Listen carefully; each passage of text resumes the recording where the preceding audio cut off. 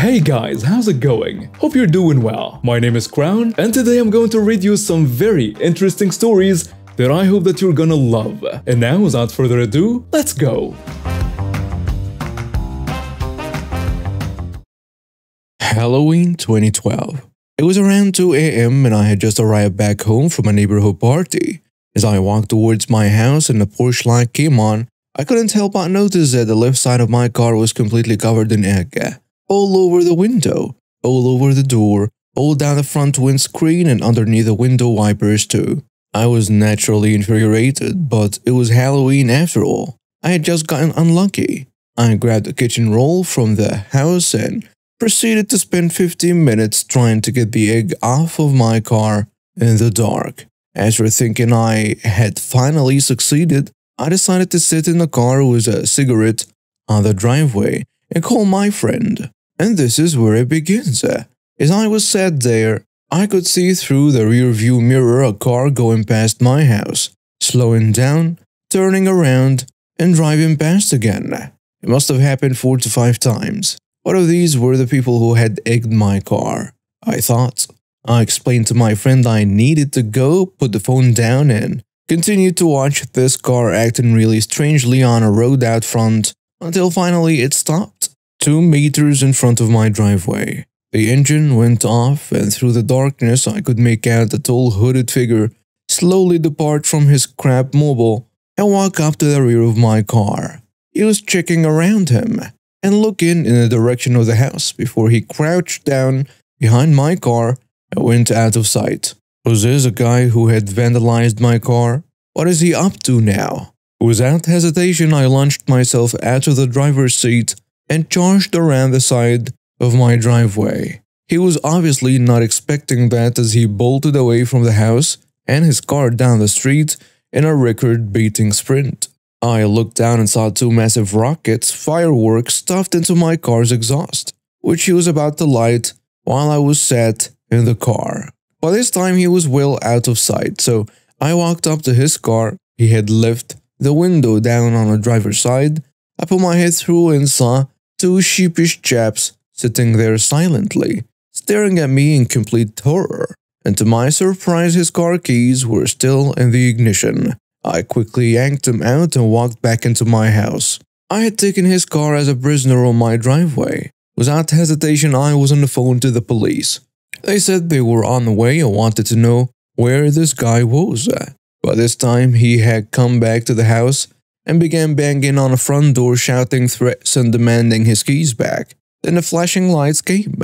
I stood there holding his keys whilst he was swiftly arrested for attempted arson and vandalism. Halloween was complete. I still have no idea who he was or why he was targeting me. I did get a thank you from the police because he was known to them though. The car was removed first thing in the morning, and I assume his friends bailed out the car before the police came.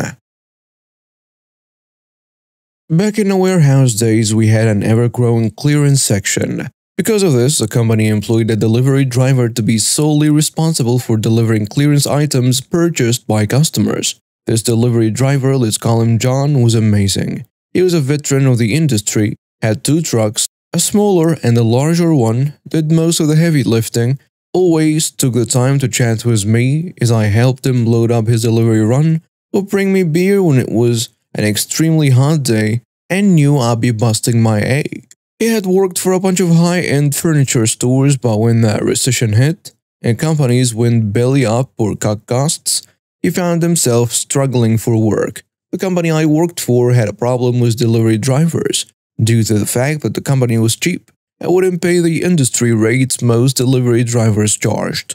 John was happy to make a few concessions for cash-in-hand deliveries, and naturally management took advantage of that. After a few problems in the warehouse, I asked John if I could get a few shifts working for him as his delivery offsider. John immediately said yes, as he had problems of his own with the lazy employees.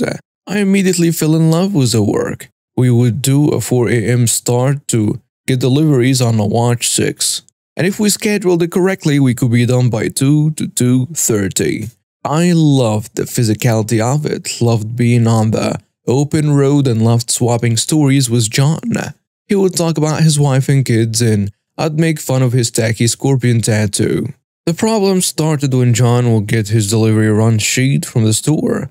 I would see the delivery prices quoted to the customer from the manager. To give you an idea, the store would charge $95 for a local delivery. This was with a full day of deliveries and approximately 20 to 30 deliveries. John would charge slightly more as he was doing maybe 5 to 8 deliveries and they would be all over, as opposed to all being in a specific area.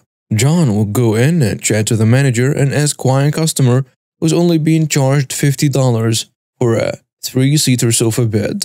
Going up 6 flights of stairs, when normally it would be a $110 delivery charge and $100 for every flight of stairs past the first level. The manager would just shrug and say she reduced the delivery to close the sale. We'd get other deliveries where we'd have to carry a 10-piece sectional sofa up 7 flights of stairs because the customer wouldn't reserve an elevator. Or in some cases, the goods wouldn't fit in a lift. We'd get the sofa inside, unbag it, connect the sections, take the rubbish away, only for the customer to hand John $30 in cash. It was soul-crushing. I remember getting the customer to sign off on the paperwork as John said he'd meet back at the truck. I grabbed the last bit of rubbish and made my way downstairs and jumped into the passenger seat. John was trying not to look at me. He'd been crying. I asked if he was okay and he kind of broke down a little and confessed to me that he was struggling with bills, that the company I worked for was his only decent paying job, that he was getting screwed over by the manager, and that he might have to sell his trucks to pay his bills. My heart went out for this guy. He was becoming a fast friend and genuinely loved his job. I began to hatch a plan. Based on my inside knowledge of the manager, the area manager, the general manager, and the company in general, I took John to a small bar and bought us a few drinks. We sat in a booth and I began to lay out my plan for revenge. I asked John why he didn't give the manager a price list and charge more for his deliveries. John says, if I do that, the manager said that they will drop me as their driver and find someone cheaper. I laughed. I say, call her now and quit. I explained that we had seen the run sheet for tomorrow. We had a massive run, 10 deliveries, but we already knew the manager had quoted ridiculously cheap prices like $20 a delivery. John wasn't sure. I say, look, any other contract driver would charge $200 minimum per delivery. There is no other driver will touch this company. John got on the phone, called the manager, put her on speaker, and quit right then and there. The manager, as expected, talked a big game. She said they'd better be off without John and that he just lost his biggest contract. John hung up, looking sick and panicked. I reassured him it would be okay. I checked my watch. The store closed at 5 p.m. and it was currently 1 p.m. I promised John by 4 p.m. he'd get a call back from the manager. In the meantime, we set about creating a new list of demands that if they were to employ John, they would do the following. Charge a preset price given to them by John. Pay for John's off-cider and gas. For any difficult deliveries, balcony lifts, fire escape deliveries, they would charge an additional fee. That if they wanted to terminate John, they would have to give him the appropriate notice. And sure enough, at 4:30, John's phone rings. Would you look at that? It's the manager. John answers and puts the phone on speaker. The manager, in a much more polite tone, says that if John will do the delivery tomorrow, she will offer him a $50 gift card for the store. I hung up the call. John looks at me in disbelief. I tell him when she calls back, you lay out your demands. And that's that. 5 minutes later, his phone rings again. It's the manager. John answers and puts her on speakerphone. The manager starts her spiel, but John cuts her off. John begins listing the problems he's having with the company. At first, he's nervous, but then the months of being screwed over kick in, and he lays down the law like a champion. The manager laughs off John's request, and I encourage John to relay the next bit of information to the manager. He says, you know as well as I do no other contract company/contract driver will get out a bid for less than $250 a delivery. For what you're proposing, you either sign off on my demands or good luck tomorrow. Fine, do the delivery tomorrow and then we can. No, I'm coming down there right now, and you will sign off on everything. Then we will load the truck up tonight and finish the delivery tomorrow. And he hangs up. We go to the store and the manager looks pissed. She keeps whining that John has her between a rock and a hard place and that John is extorting her. I can't help but point out that I am sure John's kids would like to eat tomorrow. John slaps the new contract he's written up by hand in the truck and says sign it. The manager signs it and John backs his truck into the warehouse. We notice, as per usual, it's sofa beds, glass coffee tables, the heaviest items this company sells. The manager walks out to the warehouse and smirks as we struggle to load the extremely heavy goods into the truck. As we finish, the manager has a few snarky parting words. John, with this new contract, just so we are clear, you have to fulfill the delivery no matter what. I say, no matter what? Even if the customer isn't home, I expect you to make sure the goods are there. I don't want any goods coming back to the warehouse. John tells her, you got it. It was a glorious delivery day the next day. 80% of the customers' goods wouldn't fit, as the manager did not explain to the customers that they had to measure their door frames. We had customers screaming at us, abusing us, saying it was unfair, they had to now pay more than $20, and how dare we charge them more.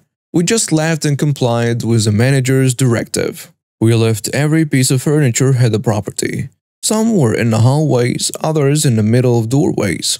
Some we just lifted the front door, as some customers refused to accept the delivery as they didn't want to pay us any money at all. For the nice ones who had cash ready and were happy to pay us for our obvious efforts, we went the extra mile to get the goods in and make sure they had the best delivery experience possible. Update. What's happened with John? After I quit my warehouse job and landed a few acting gigs, I finally landed an acting role on a prominent series.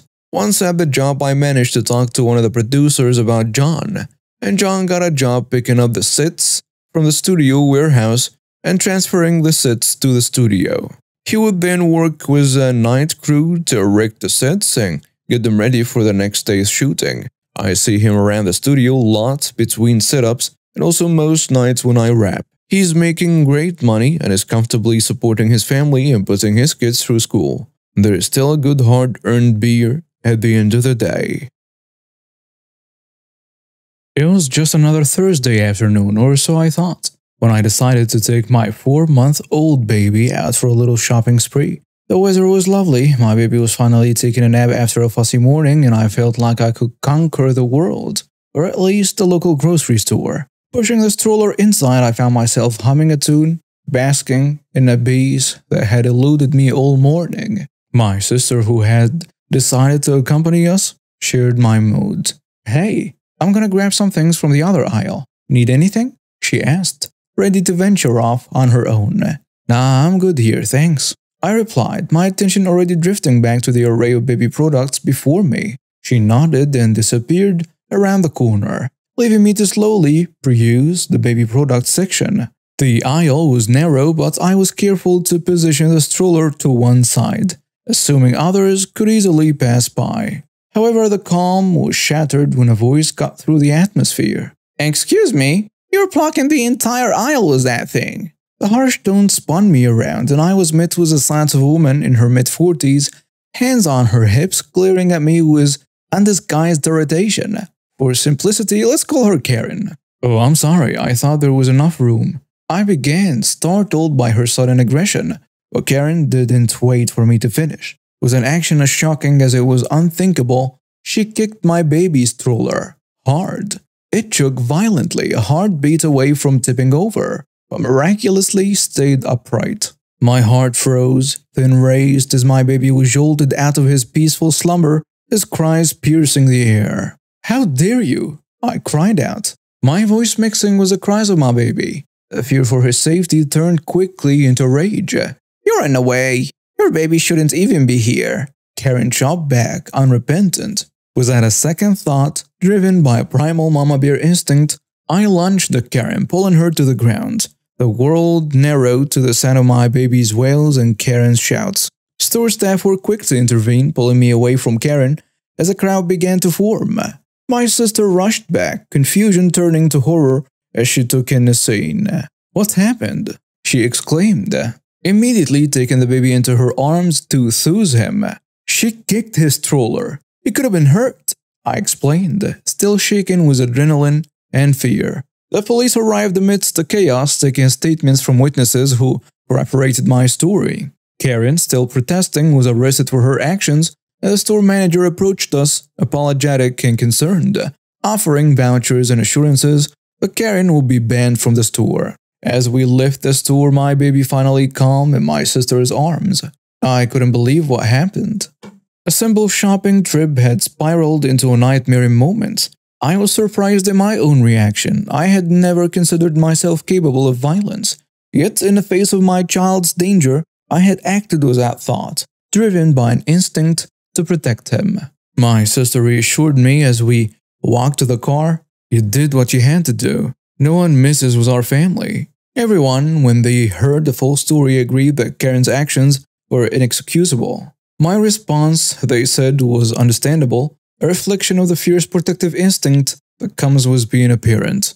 As for Karen, she faced charges for her actions. And as for me, I learned something new about myself that day. I had always known the love of a parent for their child was powerful, but now I understood just how deep and fierce that love could be. My significant other is 23 with an open license but currently no car. He grew up working on cars with his dad and has had more car-related jobs, from rentals to detailing to mechanics, than I can count. He loves cars and knows more about them than anyone I've ever met. He has owned many cars and is a skilled but mostly responsible driver. He has a friend who is young and does not yet have a license but had recently gotten a supposedly great deal on a kinda junky looking BMW. No idea what kind, I'm a chick, and I don't know jack about cars, which he lent to my significant other for a few days to run errands. Since without a license, he cannot drive it anyway.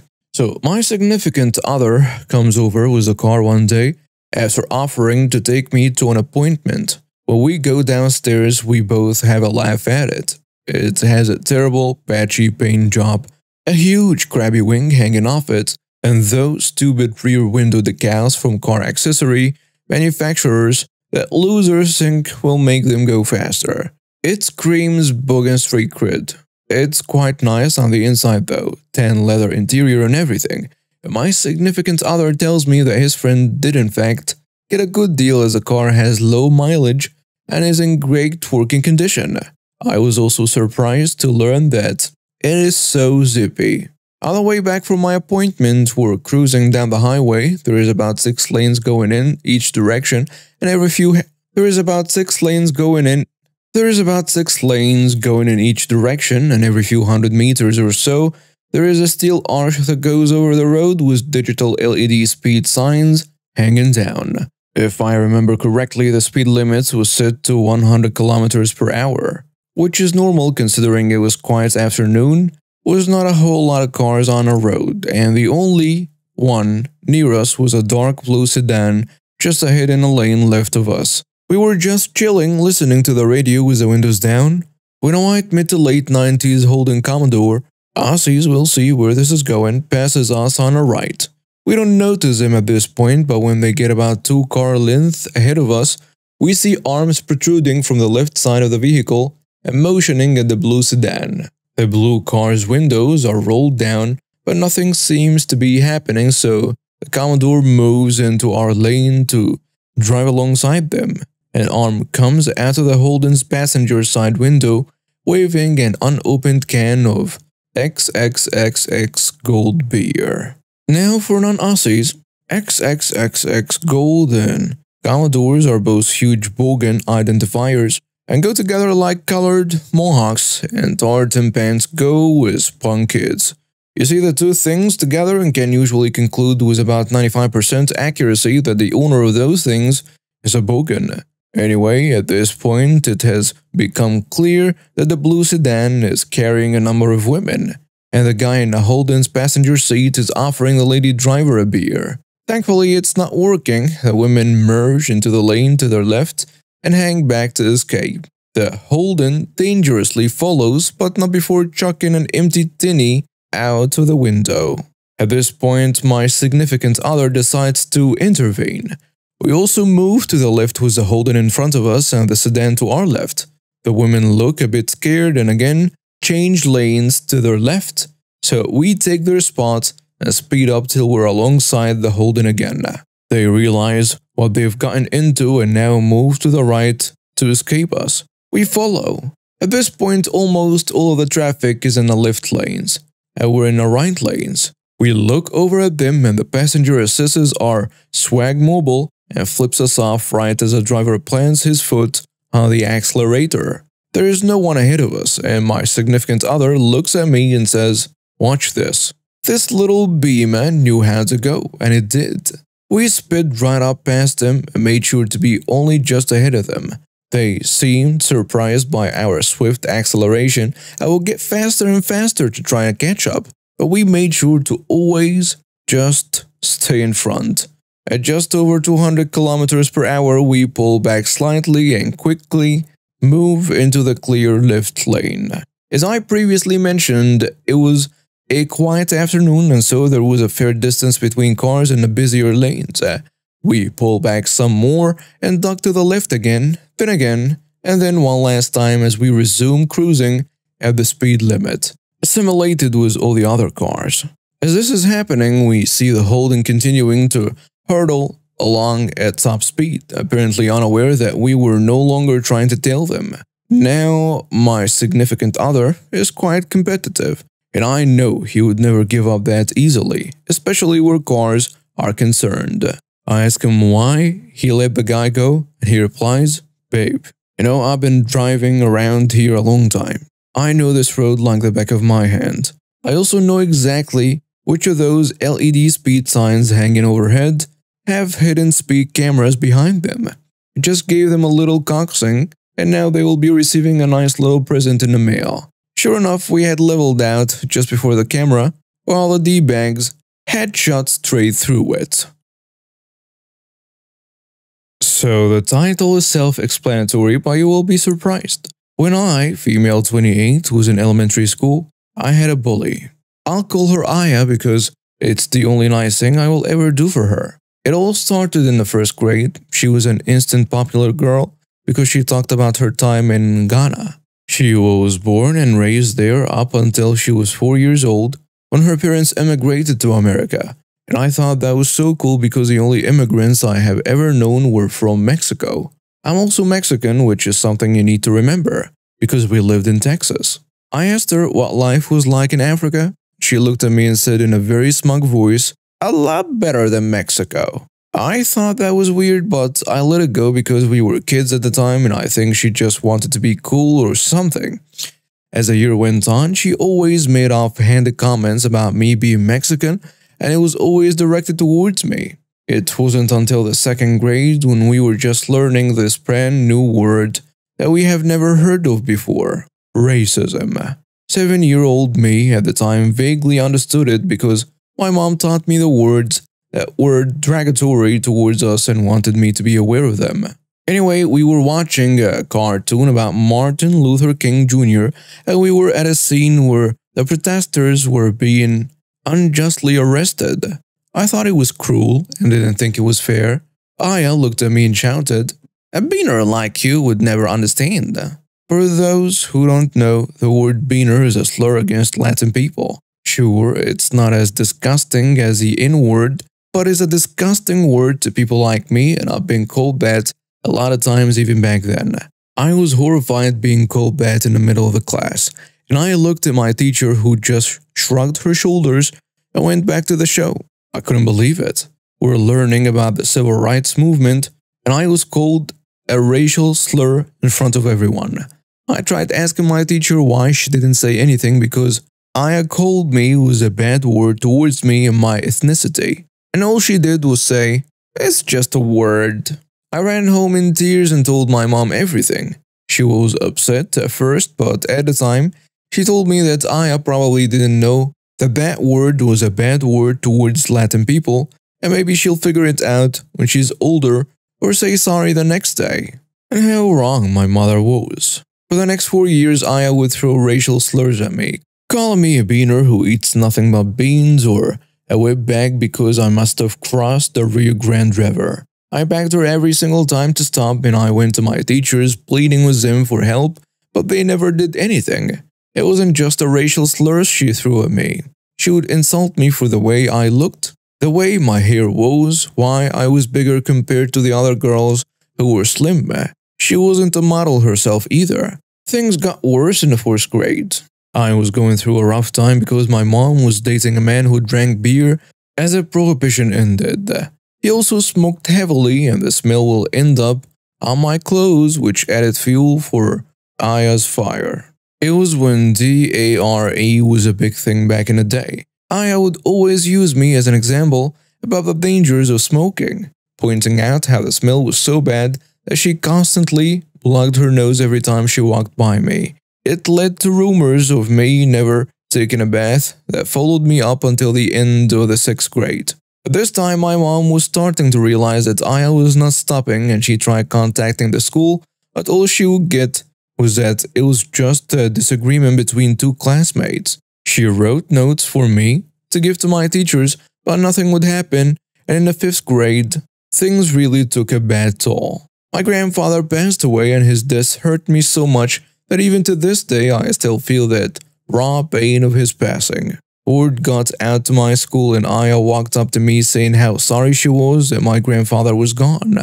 I naively thought that maybe, just maybe, she would stop being a bully and say sorry for saying racist things towards me. It's sad that he died to get away from you. I would too if I realized my granddaughter was so ugly. I broke in tears while she and a few of her friends laughed, and as always, none of my teachers did anything to stop her. I told my mom, who managed to finally get a hold of my teacher, and demanded that she do something about it, or else she was going to go up there and make her stop. So for the first time in the whole year, my teacher walked up to Aya and told her to stop being so mean to me. I looked at her and burst into tears crying. She was being so mean. It's because I'm black, isn't it? Immediately my stupid teacher backed off. Aya would go on to use that phrase every single time any of our teachers even attempted to do something. Now you're probably wondering how she ruined my life. Well, I'm getting to it. Things slowly quieted down when I was in the 6th grade, but I was plotting something. I used to draw anime a lot. I wasn't any good, but I practiced every single day, and slowly my skills were improving. I was drawing the main cast of Sailor Moon during my free periods, and it was a decent first attempt really. For once, there was no stray pencil marks, and I didn't have to erase as much. I left to go to the bathroom, and when I came back, my drawing was ruined. It had pin marks everywhere with the words Beaner and wetback and permanent marker all over it. I was devastated and broke down. I worked so hard on that drawing, and it was vandalized with hate. I looked over to a group of desks where Aya was sitting, and I saw her laughing. She and a couple of her girlfriends were saying how funny it was that I was crying over a stupid picture, and I saw that she had that stupid permanent marker on her desk. I marched up to her and yelled at her. I demanded to know what is it about me that she hates so much. Why was she acting like a racist towards me when I did nothing to her? I was crying. I was screaming, and my teacher told both of us to go to the office. I thought we were going to finally solve the issue, but as always, I was wrong. My principal looked at the both of us and said that I should apologize to Aya. Apologize to her for yelling at her. Just because you're upset about overdrawing doesn't mean you have to yell at a classmate for it. But she ruined my drawing. She wrote slurs all over it. I should point out that she even had permanent marker stains on her hand. I say, why aren't you telling her that you don't tolerate racism in this school? Why are you always taking her side? I am not taking sides, young lady, but those are just words. Sticks and stones. I honestly didn't know what to feel at that moment. I realized that Aya was getting away with her racism, and there was nothing I could do about it. I still refused to apologize, and the principal called my mom, who demanded that the principal do something about Aya, but nothing happened as always. After that incident, Aya was emboldened at the fact that she could get away with the bullying and made my life hell. She destroyed me. It was to the point where I could no longer draw again. Even to this day, if I even try to draw a character I liked, I would break into tears and just stop. My mom tried everything. She pleaded and demanded, and she threatened, but my school just brushed it off as an overprotective single mom who just didn't like seeing her overly sensitive child hurt. And my mom's perspective, from what she told me, she watched as her happy-go-lucky little girl slowly morphed into a sad and combative teenager. I developed a hatred towards my own ethnicity, and I cried that I wished I was white because I hated being called those words, and I hated the way my face looked because I could see my Native American features. That's right, I am indigenous too. She made me hate myself.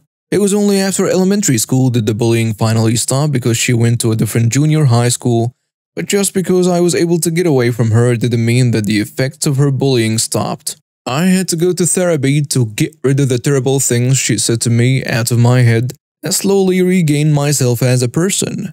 My family, who knew of the bullying, gathered around and gave me unconditional love and support, all the while telling me stories of our ancestors who started our family, how they fled Spain during the Texas Revolution. I even went to the tribe I was descended from to help gain a better understanding of my indigenous roots, and they helped me immensely as well. Yeah, Aya and I ended up going to the same high school, but I avoided her like the plague because I wanted nothing to do with her or her nonsense.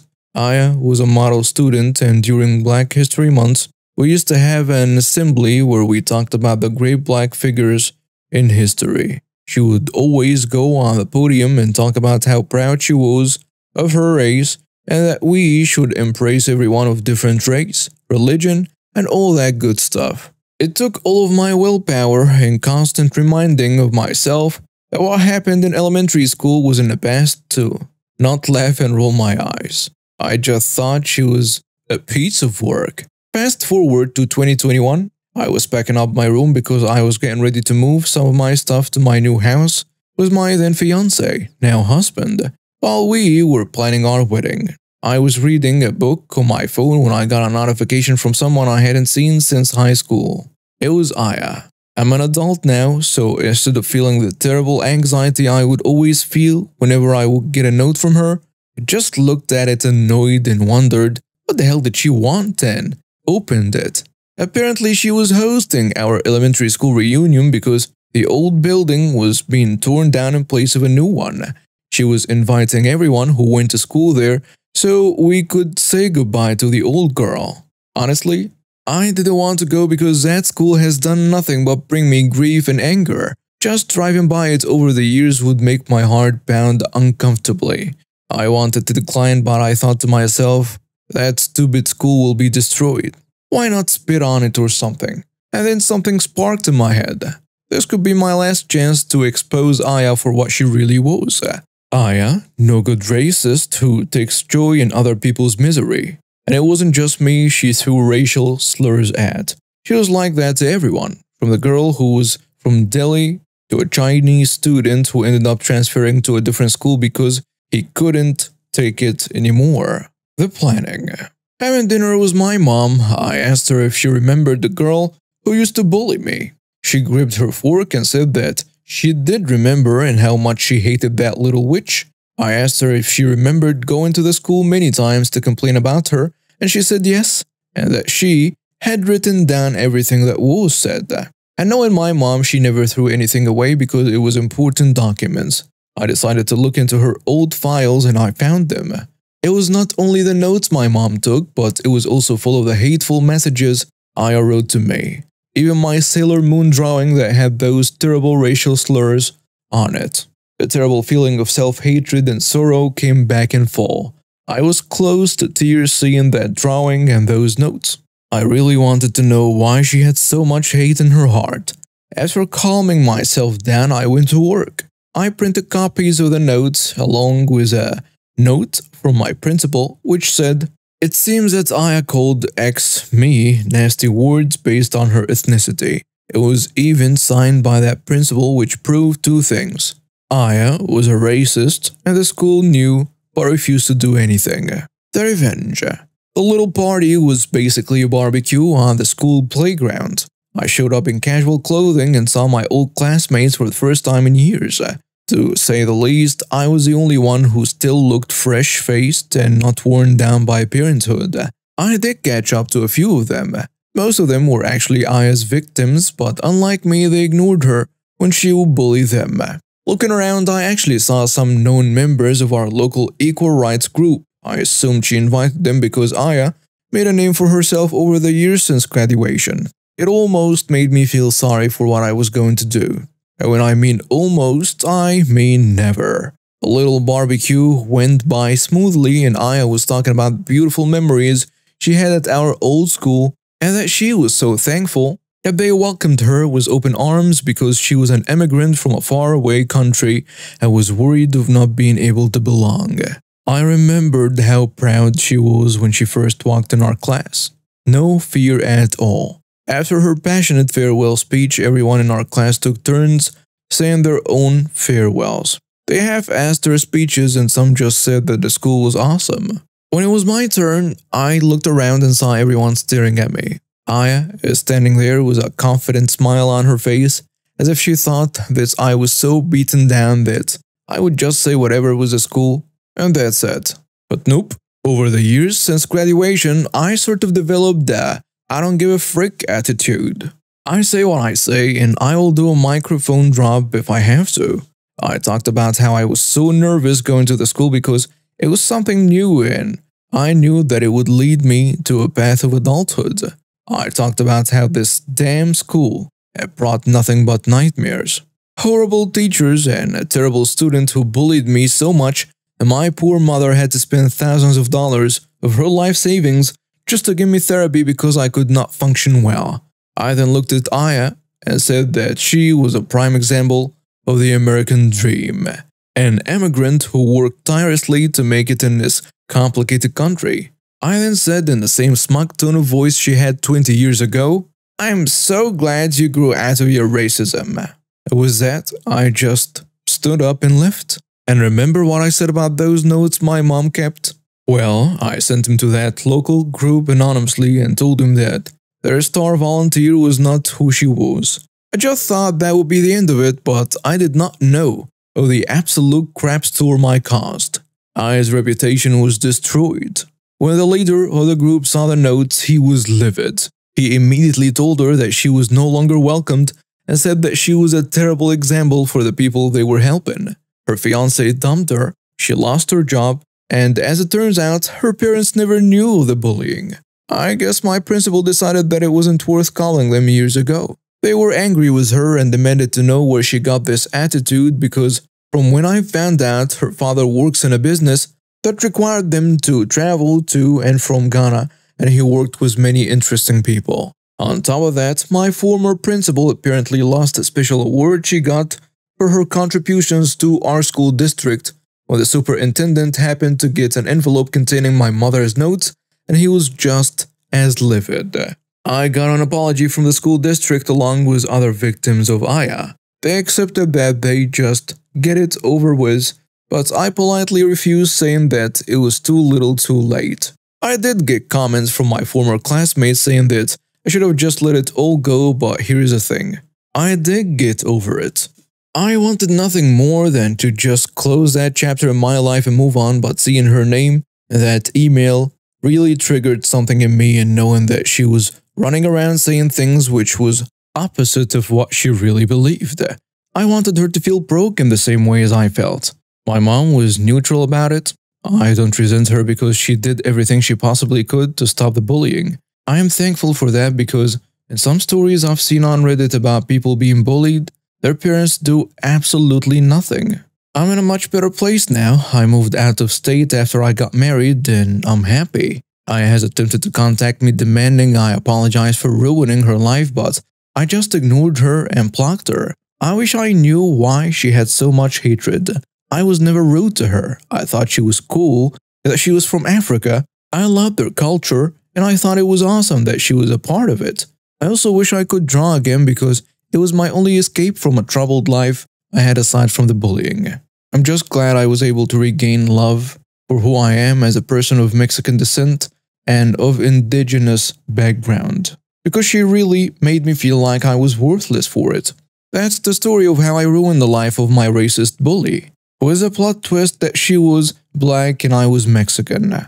Sure, the words she said were probably just words, but those words were very derogatory to me and many people of my ethnicity, as just as degrading as being called an N-word to a black person. I wanted to keep this to myself, but after seeing the terrible attacks on Asian Americans since the stupid pandemic happened, I noticed that it was sparking a big debate on who should be charged with hate crime. We're still not there yet when it comes to truly being equal regardless of race, gender, religion, and orientation, but little by little, we are becoming a little bit better. Not much, but a little bit. Sorry for the long post, I just want to get this off my chest and please to make the comments into a debate. I am really not trying to start anything here, I just wanted to tell how I finally got my revenge. Edit. Okay, I really mean it when I said I wasn't trying to start anything when I posted this, but because some people are doubting this, which I'm not surprised about, let me clarify a couple of things for you. Why did I still have those notes? Because bullying happened before social media became a big thing. It was the early 2000s. She saved those notes because I think she was planning on going to the district, but by the time she was able to even consider it, elementary school ended and Aya went to a different junior high. Where does she learn those words? When she first called me Beaner, she noticed my reaction. Bullies will tell you anything just to get a reaction out of you. The strongest the reaction, the better. I even told her not to call me that word because it was a slur, but that didn't stop her. And why did it cause that district to apologize? Well, because it wouldn't be the first time they were accused of covering up bullying based on race. They were already going through a lawsuit over a recent incident similar to mine. And they just wanted to avoid any legal repercussions, but as I said, I don't care about that school anymore. It can go to hell for all I care.